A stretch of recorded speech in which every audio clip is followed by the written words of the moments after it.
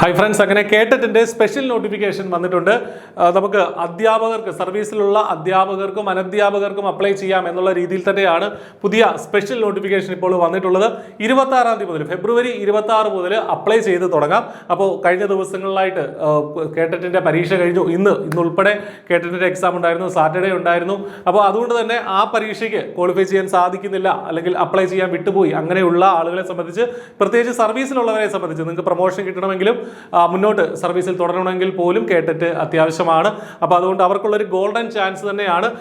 ഈ മാസം ഇത്തരത്തിലൊരു വിജ്ഞാപനം പുറപ്പെടുവിക്കുമെന്ന് നേരത്തെ തന്നെ വിദ്യാഭ്യാസ വകുപ്പ് പറഞ്ഞിട്ടുണ്ടായിരുന്നു. അപ്പോൾ അതിൻ്റെ ഭാഗമായിട്ടാണ് ഈ ഒരു വിജ്ഞാപനം വന്നിട്ടുള്ളത്. സർക്കാർ എയ്ഡഡ് സ്കൂളുകളിലെ അധ്യാപക അനധ്യാപക ജീവനക്കാർക്ക് ഇതിനു വേണ്ടി അപ്ലൈ ചെയ്യാൻ പറ്റും. ഓൺലൈനായിട്ടാണ് അപ്ലൈ ചെയ്യേണ്ടത്. നമ്മുടെ യൂഷ്വലി ഉള്ള കേട്ടറ്റ് കാറ്റഗറി 1, 2, 3, 4, 4 കാറ്റഗറികളിലേക്കും വിളിച്ചിട്ടുണ്ട്. അതൊക്കെ നിങ്ങൾക്ക് ഓൾറെഡി അറിയാവുന്ന കാര്യങ്ങൾ തന്നെയാണ്. പിന്നീട് ഇതിനകത്ത് പ്രത്യേകിച്ച് നമ്മൾ മനസ്സിലാക്കേണ്ട കാര്യം, 26-ാം തീയതി, അതായത് ഫെബ്രുവരി 26 മുതൽ നിങ്ങൾക്ക് ആപ്ലിക്കേഷൻ കൊടുത്തു തുടങ്ങാം.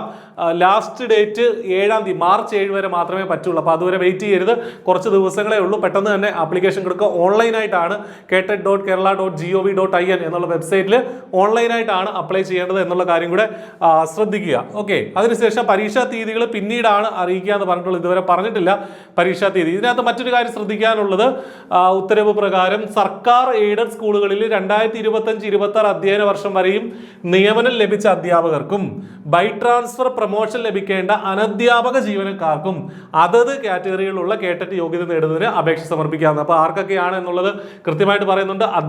നിയമനം ലഭിച്ച 2025-26 വരെ ഗവൺമെന്റ് എയ്ഡഡ് സ്കൂളുകളിൽ നിയമനം ലഭിച്ച അധ്യാപകർക്കും അതുപോലെ തന്നെ ബൈ ട്രാൻസ്ഫർ പ്രൊമോഷൻ ലഭിക്കേണ്ട അനധ്യാപക ജീവനക്കാർക്കും അപ്ലൈ ചെയ്യാൻ പറ്റും എന്നുള്ള കാര്യമാണ് ഇവിടെ പറഞ്ഞിട്ടുള്ളത്.